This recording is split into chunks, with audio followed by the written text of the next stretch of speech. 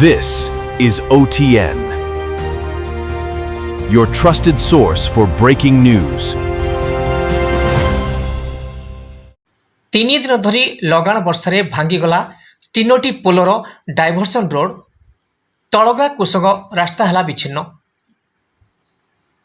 बौद्ध जिला दुर्गम एरिया कहले तलगा पंचायत को बुझा पड़ता है, जहाँकि गमनागमन पर गोटे कुसंग ठारू बाणीगछा पर्यंत भल रास्ताटी नथिला बेले गत वर्ष ए रास्ता को एआरएस ठिका संस्था काम करथिला बेले वर्तमान 3 दिन धरी अति प्रबल मात्रा वर्षा होइथिबारु 3टी पोल अधा पत्रिया हो पड़िथिबारु 3 दिन धरी लगाण वर्षारे संपूर्ण पोल धोईगला, जहाँकि आज सकाळ 8टारू रास्ता संपूर्ण ठप होइछि। पुणी जरूरीकालीन गाड़ी मोटर संपूर्ण बंद हो पड़ी। ठिकादार मन इच्छा एवं विभाग अधिकारी मन इच्छा सकाशे एभली 4टी ब्रिज अधा पांतिरा थिबारु पंचायत बाह्य जगतरू विच्छिन्न होइछि। गत 22/6/2026 तारिख जिलापाल तलगारे अनुष्ठित होइतिबा जिलापाल अभियोग शुणाणी विभाग अधिकारी को सतर्क कर तागिद करथिले रास्ता काम से भली कोनोसी समस्या जेपरि न रुहे से तुमे दायी रही बोली जिलापाल कहते हेले ठिका संस्था से कथा को फू कर उड़ाई देछंती। बौद्धरू कुना बेहरा रिपोर्ट ओटीएन टीवी।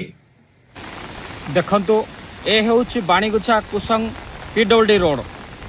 दीर्घ दिन हैला एआरएस ठिकादार गोटे ए रास्ता को काम करि आस्तुले, किंतु बाणीगुछा ठारू तलगा पर्यंत 3टी ब्रिज रो काम अधपंतरिया रखिथिबारु आज हठात विराट वर्षा आसिबारु 3टी पोलर डाइवर्सन संपूर्ण भाव में भांगी 2टा पोलर डाइवर्सन संपूर्ण भाव में भांगी जाइछि, जहा फल कि बाणीगुछा ठारू कुसंग पर्यंत संपूर्ण विच्छिन्न रास्ता हो पड़ी। एणु बेपरुआ मनोवृत्ति एवं खामखियाल मनोवृत्ति ठिकादार काम जनसाधारण अतिष्ट वर्तमान कौनसी प्रकार रोगी किंबा 108 आम्बुलांस आसवा मुस्किल हो पड़ी। अंचल पाई तलगा ठारू बाणीगुछा पर्यंत 3टी ब्रिज रो काम अधपंतरिया भाव में पड़ रही, जहाँफल कि कंट्राक्टर ठिकादार मन इच्छा काम करुथिबारु आज से डाइवर्सन संपूर्ण भांगी पड़ी एवं बन्यारे जमी बाड़ी देखुंत आपण मैंने किभली भाव में बन्या चली आउ पोल को संपूर्ण भाव में 10 फुट 15 फुट पानी ऊपर अच्छी एवं जमी बाड़ी संपूर्ण पानी माड़ी जाइछि। एणु जनसाधारण बहुत असुविधार सम्मुखीन होउछंती। एणु जिला प्रशासन एप्रति संपूर्ण दृष्टि दे यथाशीघ्र गमनागमन व्यवस्था करने जनसाधारण दाबी होउछि।